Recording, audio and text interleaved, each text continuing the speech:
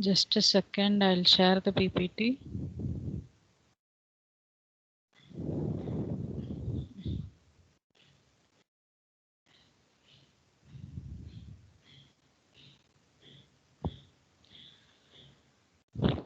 Okay, the module 5 RTOS and IDE for ESD. RTOS is real time operating system and IDE is integrated development environment for embedded system design. So for embedded system design, what is the operating system that we need and what is the tool that we need for editing, compiling, debugging and simulating our particular program. So that is IDE tool.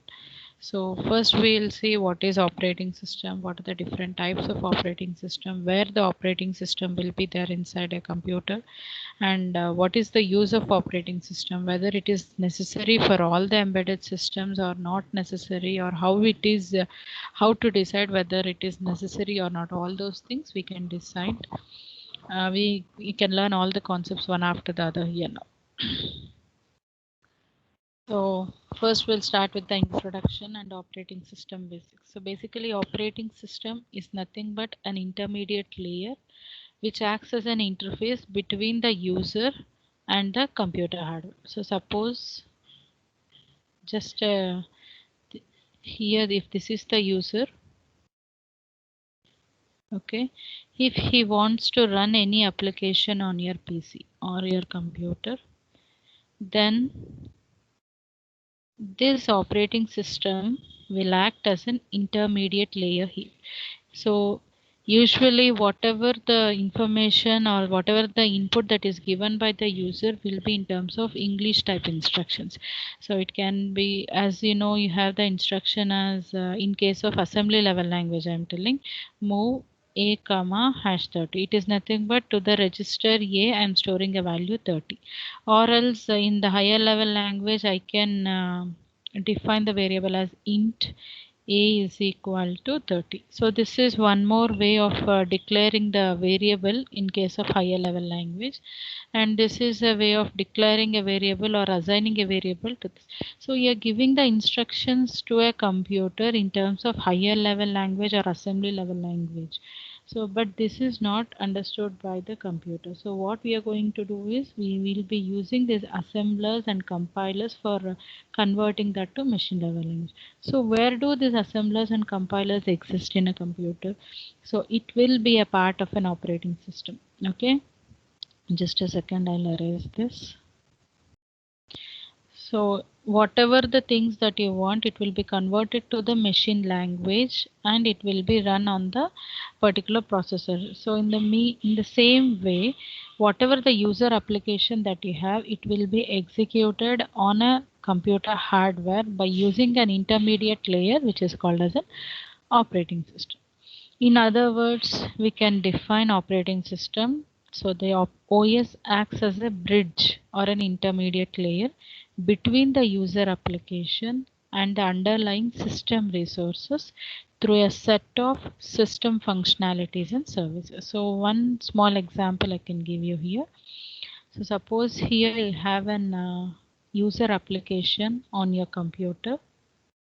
Okay. So user application which you have here. So suppose let me consider that this application is of this is a music related user applications. Whichever the song you need, you can play it on here.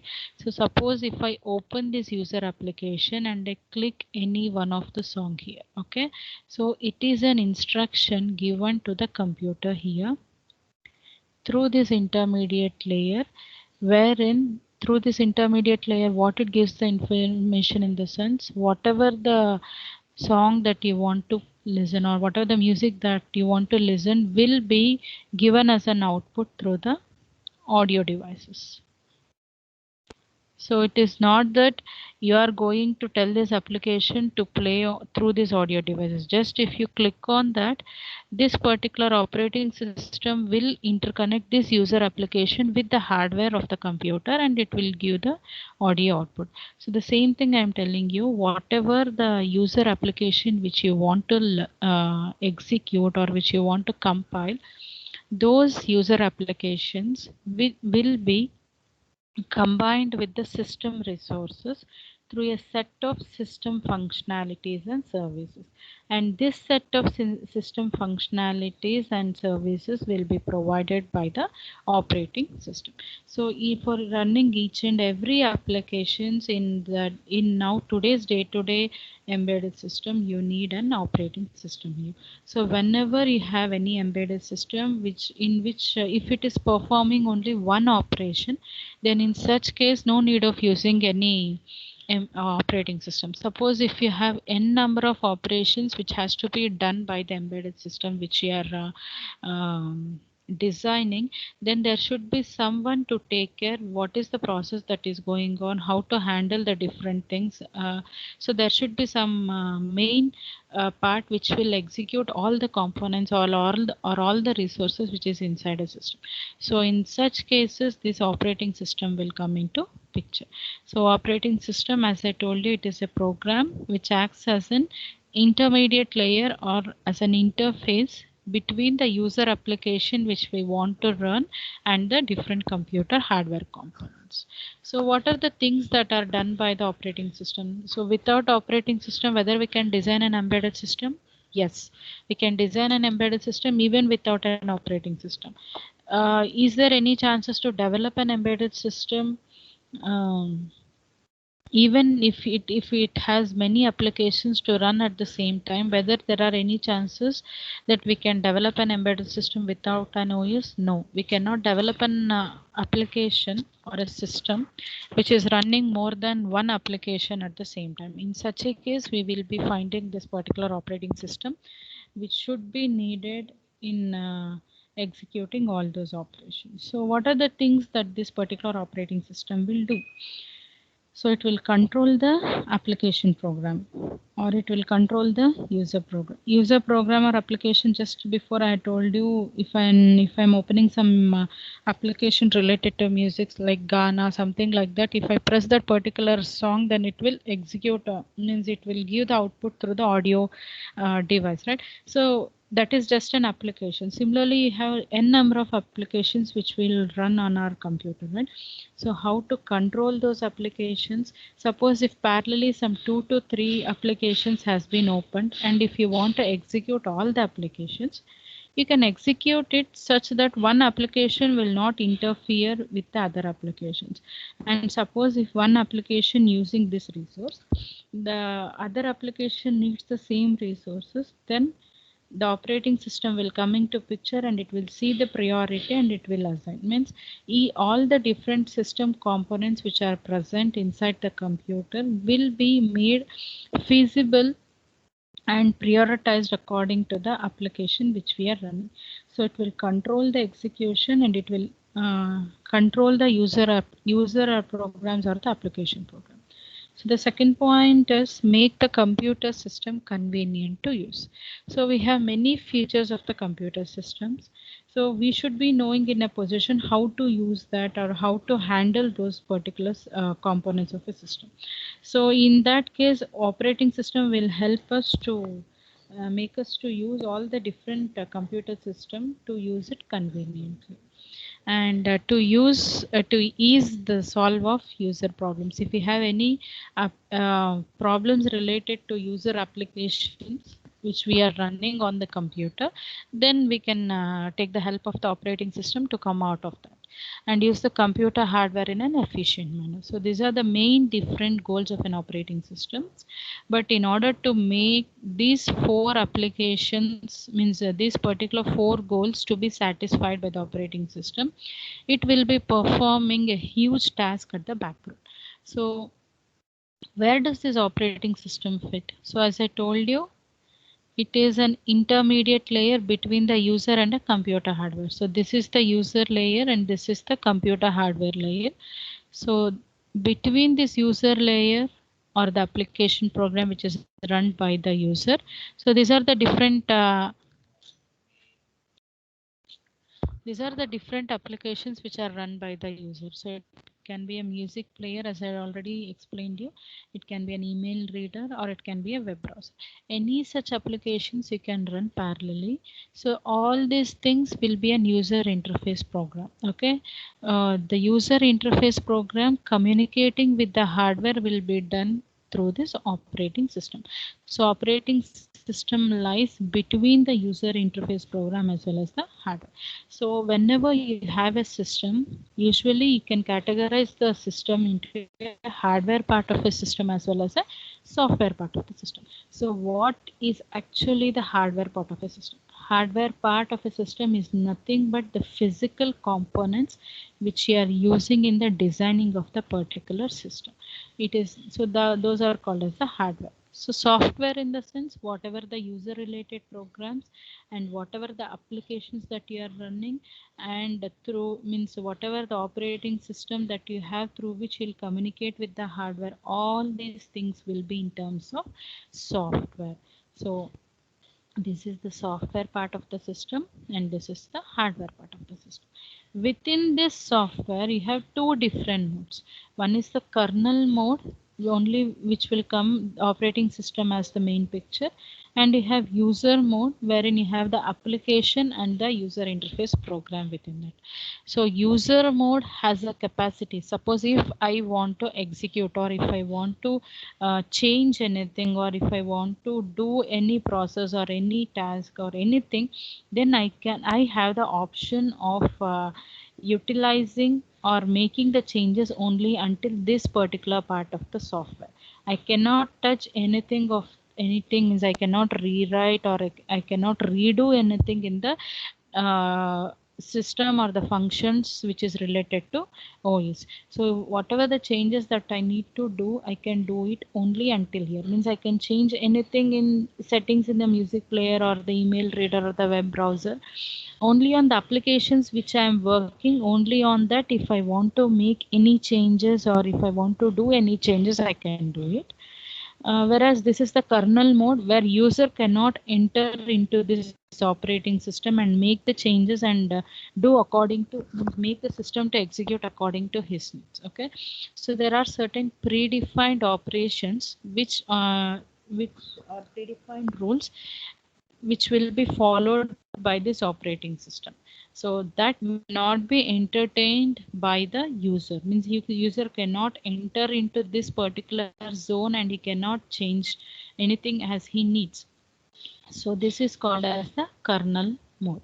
Okay, so usually the operating system is called as the kernel. Okay, so that is why it is said to be the kernel mode. What are the different functionalities that here we have seen the different goals of an operating system. So then what are the different functionalities we have? We have memory management, how to manage a memory, means how to store the data in it, how to retrieve the data which is stored in it, whether the data which is stored in that will be a virtual storage of data or the actual storage of data, all those things. Next you have process. So process is nothing but a particular operation which is going to take place. So you have n number of operations which are taken care by the user application. How to manage all those things. Next, time management. Each and every operation which you are running on this will be running with respect to time. Means according to priority, each and every process will be running for a predefined time. Okay, so that is time management. Next, whatever the files that you are using to store the data inside your computer will come under this file system management. And I told you, these are the hardware components. These components can be used. There may be certain components which are used to get the input for running this user application or to get the output. So suppose one example which I can give you here, you have voice control systems for your laptops, right? So the same audio device, okay, you'll be having transmitter and receiver in the audio device, as you know. In the audio device, you'll be having a transmitter and a receiver. So for any voice control command, so let me tell to the computer, I can say open a Google form or open the music player. So whatever the command that I'm giving through voice will be transmitted and it will be executed accordingly, and it will be opened by the user interface, and it will open the particular whatever the task that you are telling. So it is nothing but here the audio is used as an input device, and accordingly it will execute the instructions and it will get the output. So suppose if I tell the instruction as open a music player, okay, so this instruction, this voice instruction is given to the operating system. Accordingly, the operating system will open the particular user application. So in that, if I again play some songs, again that will be played on the audio device itself.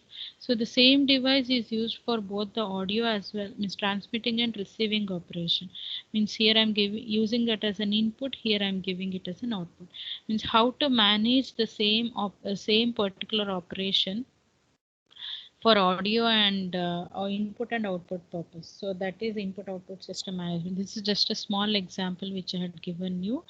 So next, so these are the different functionalities: memory management, process management, time management, file system management, input output system. So as I already told you, the operating system will be operating in kernel mode. So next we'll see what are the different functionalities one after the other here. So memory. So when you think about memory, we have already seen that memory can be categorized into temporary memory as well as permanent memory. Temporary memory is where the data is stored temporary, so it can be categorized as a part of RAM. And permanent memory is which stores the data permanently, which is a part of ROM. So primary, you have two different types of memories with respect to operating system. You have primary memory as well as secondary memory. Primary memory is nothing but the RAM part. Secondary memory is nothing but the ROM part. Whatever the firmware that we are designing will be stored in this secondary memory. And whatever the operations that we are doing, meanwhile temporary storage of data, all those things will be done by the primary memory. So as I told you, primary memory refers to RAM, and secondary memory refers to ROM or the hardware disk. So what will be the set of operations will be done by this particular memory management. So it will keep a track of which part of memory area it is using, and how to allocate if certain new set of memory values, if we are giving to the system, how to allocate, and how to deallocate the memory space if we are going beyond the space limit. So all those things we are going to take place. So next, this allocating and deallocating will be based on dynamic memory allocation process. So dynamic memory allocation in the sense randomly it will allocate certain just a second. So suppose if this is the memory which I have here, okay, all the memories will be in terms of sectors, or it can be in terms of pages. Okay, so just an example I'm giving here. So if I'm giving some task to be executed by the operating system, during this execution of task, if it uses memory, then during by following this dynamic memory allocation process, the operating system can allocate memory, this particular slot of memory. Okay, so and it will store the data within this. So suppose all these things has been covered, okay, all the memory slots has been covered for storing the data. In such a case, what the operating system will do is it will search for the data which is not required, means which is not so important for storing the data. That particular slot of the memory will be erased, and it is nothing but deallocation. It will deallocate this memory space randomly, and it will allocate this memory space for storing the next set of data.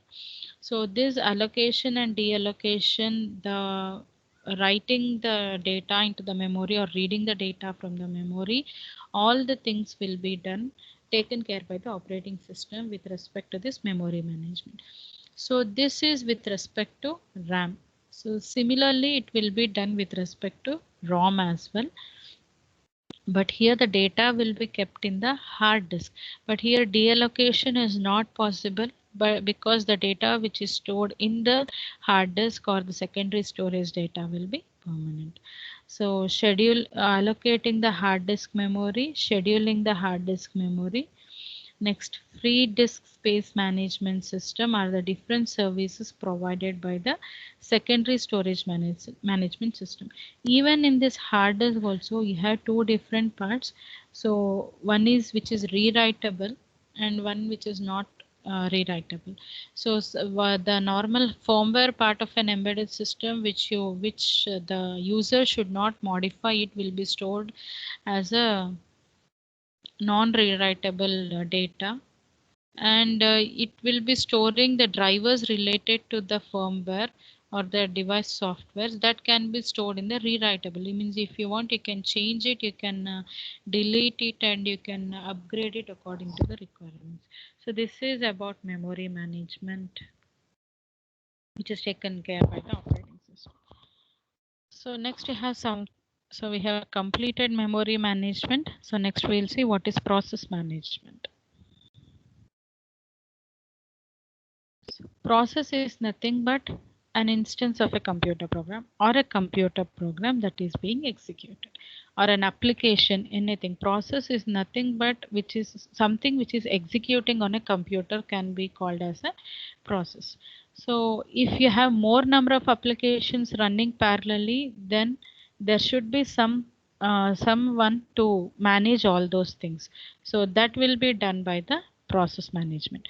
So what is process? A process is an instance of a computer program or a computer program itself that is being executed.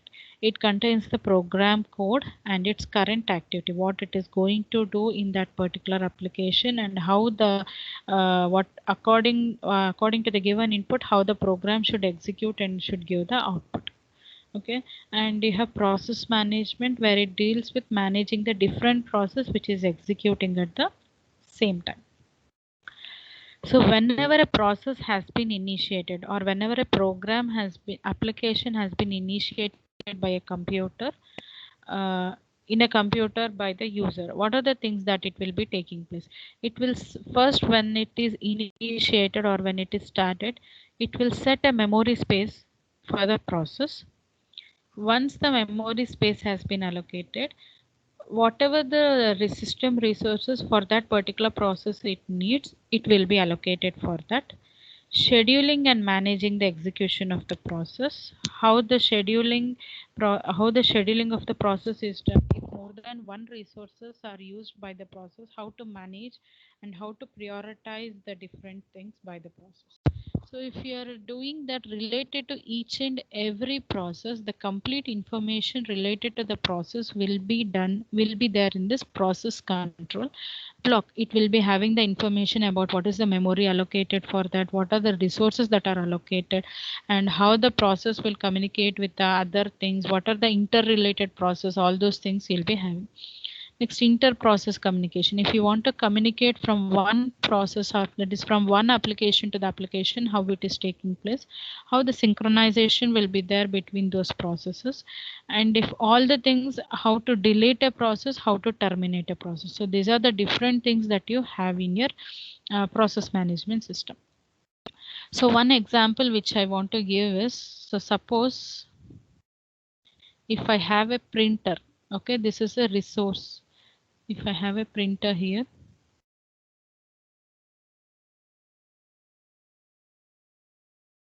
okay, which is connected to your system.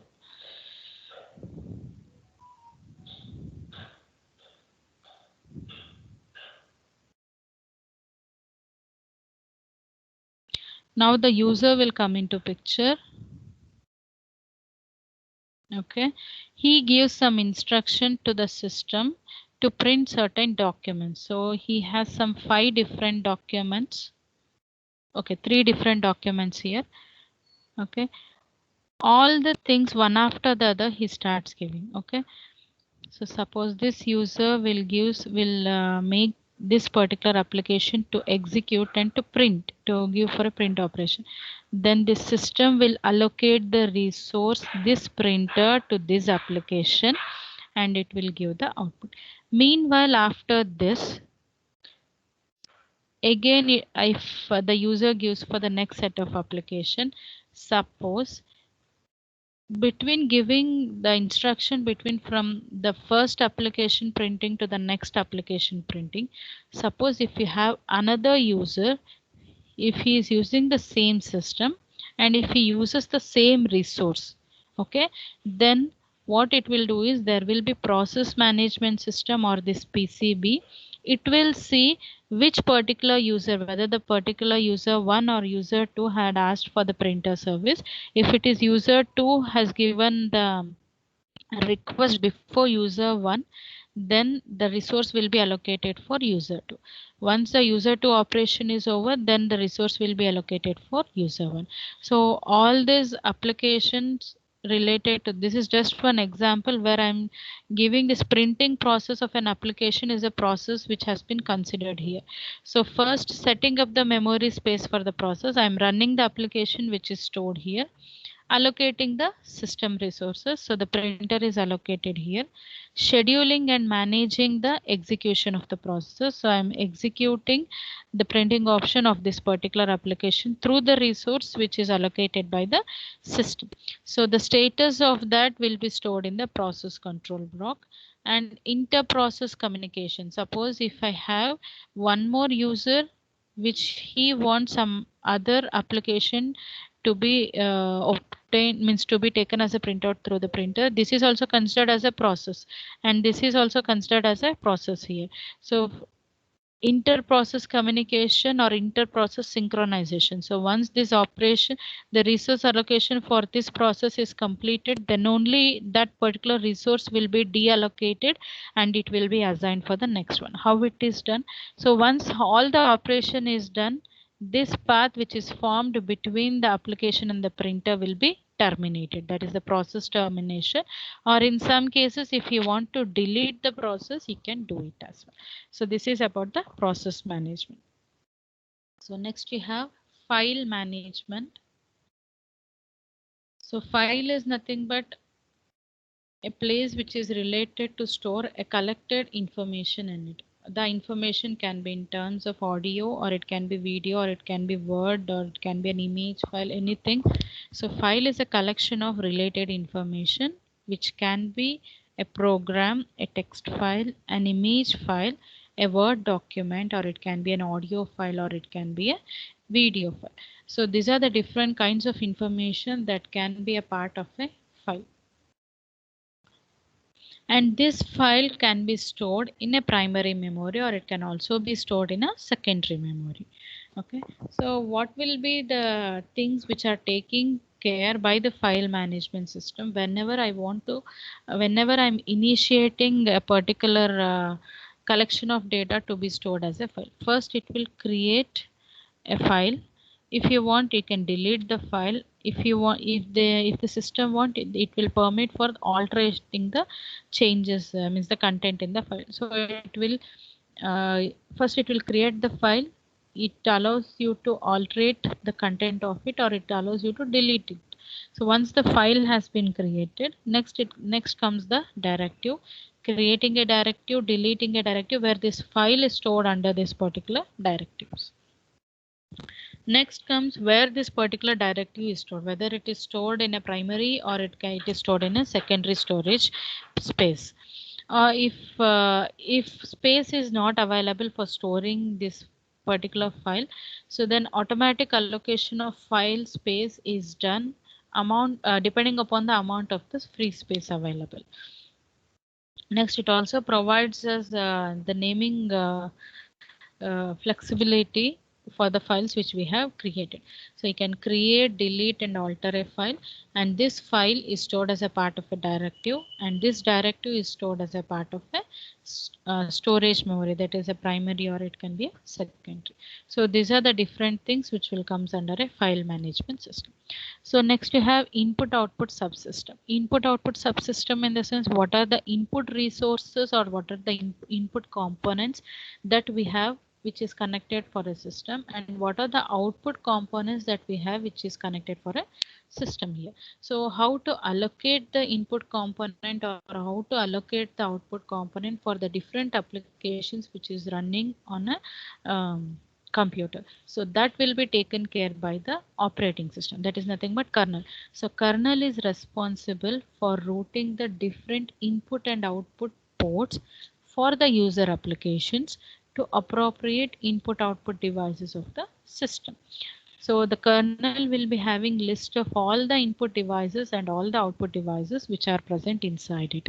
So whatever the input devices and output devices which are connected, all those things will be connected through the ports. Okay, so using those ports only you can access those system resources, input and output system resources. So you have something called as device manager. So this device manager will be responsible for having the complete operation with respect to input as well as output related operations. So suppose if I have a system here, within the system I'll be having a device manager. This device manager will be having the system list of the resources which are connected as an input output devices within the system.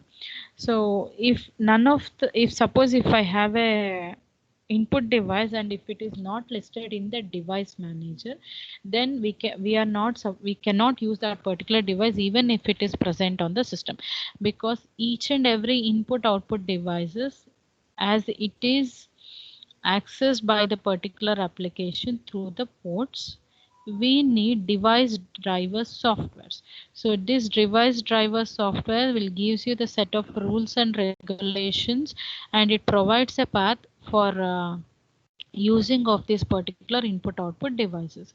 So that whole thing is managed by the device manager, and this kernel communicates to the input output device through this device manager. So the application or the user gives the request for the operating system, and this operating system will communicate to the external device through this device manager. So device manager is responsible for loading and unloading the device drivers. Each and every devices which are connected to this particular system will be having different device drivers. So suppose one example which I want to give is, suppose if you have an any embedded connected through the port, and once if you connect to the system for this first time, it will generate a message that installing the device drivers automatic. So you have some of the device drivers which will be automatically installed in the system, or else you have some other device drivers where you need to use device driver softwares first to be installed in the system, and later only you can access those system resources. So for loading and unloading the device driver softwares, and for exchanging the information and the control signals between the input and output devices. So all these things will be taken care by the input output subsystem, which is a part of a device manager in an operating system. So these are the different functionalities of an operating system which we have. There are two different types of operating system, or a mono or two different types of kernel. So kernel is the core or heart of an operating system, and it is responsible for managing the system resources and communicating among the software and the hardware services or the hardware parts of a system. So what does kernel contains, or what does operating system contain? It contains a list of libraries, or it contains the list of services. As we have already seen, we have in case of users, I have the user related application and the libraries which support this user related application. ಈಗ ನನಗೆ ಏನಾದರೂ music player ಅಂತ ಒಂದು app ಇದೆ ಅಂತಂದರೆ, ಆ particular ಆ್ಯಪಿಗೆ related library files ನಾವು install ಮಾಡಿದ ತಕ್ಷಣ ಅದು ಇನ್ಸ್ಟಾಲ್ ಆಗುತ್ತೆ. So all these things will be present in the user space. If before that I want to tell you there are two different types of kernel. One is the monolithic kernel and the other one is microkernel. Monolithic kernel is this one and microkernel is this one. Okay, so monolithic kernel, as you have, this is the hardware part of a signal system. This is the user space, and this operating system is an intermediate layer between the user as well as the hardware here. So within this user space, what I can have, I can have n number of applications which is installed, and there will be supporting libraries depending upon the type of application which I have installed here. So without the supporting libraries, the application will not run here. So I need a supporting libraries. So all these things, whatever the applications which I need to run, that will be stored in the user space. So this is the hardware is nothing but the different hardware components which I have in a particular system, or a computer. That will be the hardware part. So what will be there inside the operating system or the kernel of a monolithic kernel part? I have file system, that is nothing but file management system, how to store a file, how to create a file, how to alter the content of a file, how to create a directive, whether the file or the directive is stored in the primary sector of data, primary storage of data, or the secondary storage of data, all those things. Inter-process communication, how the process is been initiated, how the request of a process for any of the resources will be taken care by the operating system, all those things. Next, input output device management. I told you you'll be having device drivers. Through the device drivers, the operating system will connect to the different input output components through the ports. Next, the different process management system. So all these things will be a part of a kernel. So you have different space, you have user space, kernel space, and the hardware. So this is a monolithic kernel part here. So suppose if anything happens here, if any fault happens with respect to the file system, okay, that will not affect the user space. Okay, if any during the inter-process communication, if any fault has occurred, that will not affect the other input output devices or the files which are stored here or with the other applications of the user space. So this is about the monolithic kernel. Similarly, I have microkernel. So see here, whatever this user space in this operating system, you have only the program related to OS which is stored as the kernel here. So then what will be there in user space? It will be having the normal applications which we need to run. Along with it will be having the file system, that is this file system, and this inter-process communication which is taken care by the process server, and the pager for storing the data, that is memory management, and for accessing the input output devices which are connected to a system, we have device drivers. All the things which are present, which are managed by the kernel, will be taken care by the user space here.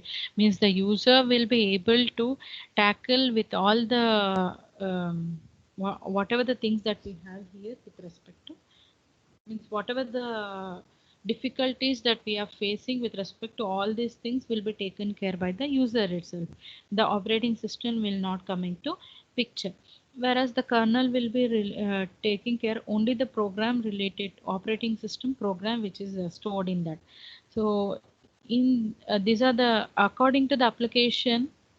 So suppose if you want these things to be taken care by the operating system, when you are going for a designing operation, you can use a monolithic kernel process based operating system.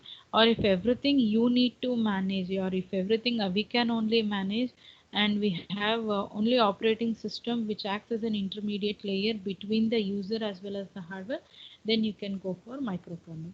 So depending upon the type of the thing, depending upon the type of the application which we need to design, we can either use a monolithic kernel or a micro kernel. So as a monolithic kernel, in monolithic kernel architecture, all the kernel services run in the kernel space. All these kernel services will be running in the kernel space. This is here all the kernel module run with the same memory space under a single kernel thread. I'll tell you what do you mean by thread in the next coming part of the module. So it will be using the same memory space. So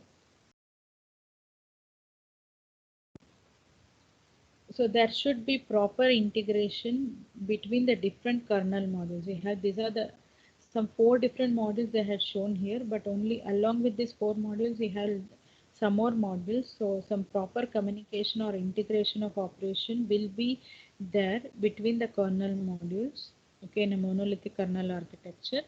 Next, the major drawback with respect to a monolithic kernel is that Any error or failure in any of the kernel module leads to the complete crash of an entire kernel application. ಇದರಲ್ಲಿ ಇಲ್ಲಿ ಏನಾದರೂ problem ಆದರೆ user will come into picture and he will do the whatever the task that to overcome the particular damage. But here, if any one module is not performing its operation, as it is interrelated with the other module, the complete kernel has to be replaced. The operating system has to be rebuilt if you're going for monolithic kernel. So some of the examples of monolithic process is Linux, Solaris, MS-DOS kernel, microkernel. So microkernel is incorporates only the essential set of operating systems. So here, whatever the program that you have related to operating system, only that will be stored as the rest of the operating system services are implemented in the program known as servers, which runs in the user space. Okay, as I told you, all these things will be running in the user space itself. So this there should be high modular design and OS neutral abstract to the kernel. High modular design, all the modules are present in the user space, means all these modules can be altered or designed by the user according to his needs. So there should be high modular designing process which has to be followed by the user. So memory management, process management, timing system and interrupt handling, all these all these services which will be a part of the microkernel should be taken care by the user. So you have some of the examples of microkernel: Mac, QNX, Minix. These are the three different examples. So just a second. From this, just a second.